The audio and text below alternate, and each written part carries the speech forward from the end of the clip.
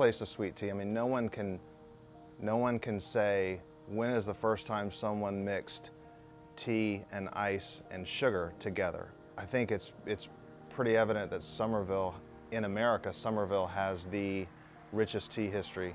When Dottie and I started Azalea, I was constantly looking for stories to tell or stories to retell. And this tea theme kept coming up over and over and over again.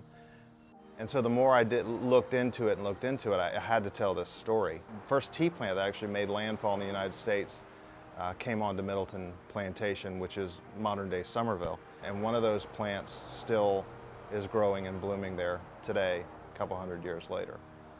We've had a sweet tea festival in our town square now for years. Tons of people come out, a lot of fun.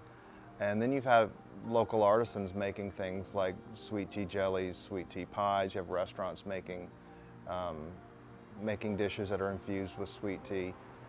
It's just been a lot of fun. People are getting creative. The town's had a lot of fun with the birthplace of sweet tea. They've really embraced it.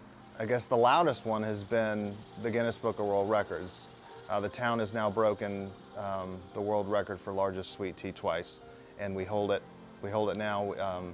Put it in a big mason jar container that we named Mason. It's on display downtown Summerville. We've had a sweet tea festival for years where vendors and artisans come out.